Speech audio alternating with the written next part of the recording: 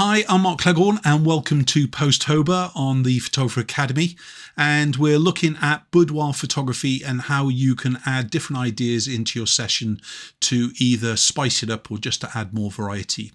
So every day on the Academy, we're adding one new image in for you, and you can check up here on our YouTube channel to kind of see the same content, but obviously our members get it ahead of time. But the Pose-Tober series is focused obviously on boudoir photography and their kind of how-to, so I'll explain the poses step by step. We can also look at why to add them in, perhaps into your sessions to add that variety. But I'm sure that during the 31 ideas that we're giving you during the course of the month, you're going to be able to take it away, whether it's classic, creative, different moods and styles, different body shapes. You'll be able to actually add in the different kind of styles, as I said. So in our week 3 poses, we're looking at more playful and perhaps flirty kind of ideas for you to introduce into your boudoir photography. So just things that will actually bring a little bit more kind of sexy, a little bit more fun, a little bit more kind of tongue-in-cheek perhaps as well. So our first pose, number 15, is the pillow hug. Obviously it goes without saying, as I've written here, hugging a pillow or a cushion, legs bent or crossed, wrapped around it, creating a playful, cozy look. This for me is a perfect introduction into implied nude, because this gives a kind of completely hidden body, even with just the likes of the straps dropped off a bra. You can kind of simulate an implied topless, if not, as you can see here, an implied nude.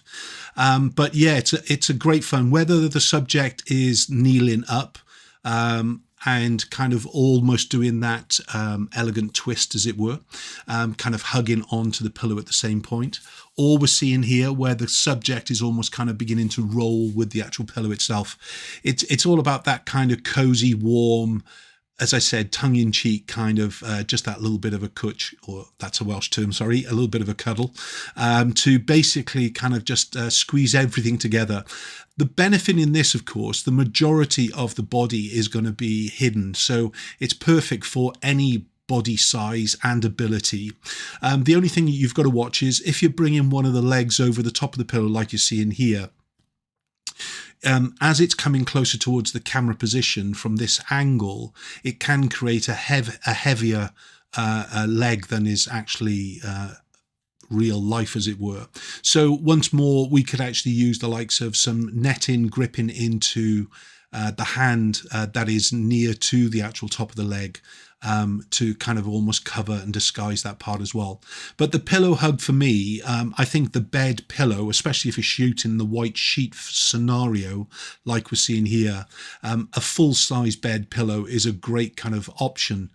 Recently, I was doing some mentoring with a boudoir studio, and they had a really fluffy and furry pillow, and I absolutely said this has got to be a part of your shoot no matter what, because it's a fantastic prop, and it takes the kind of the pillow idea to the next level.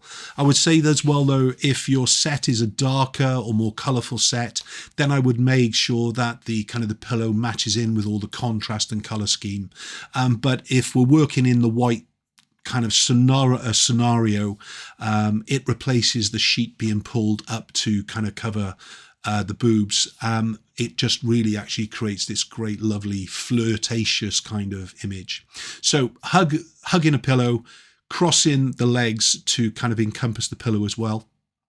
And you can get some great images, and remember to concentrate on some fun and excitement in the expression at the same time.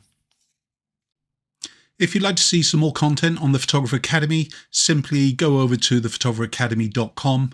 And if it's boudoir photography you're interested in, just scroll onto portrait, then kind of scroll down to boudoir, click onto that, and you'll see a whole host of different kind of topics for you to actually click onto. And any of the orange banners then takes you to the pages where you can actually follow that through to see more of our content.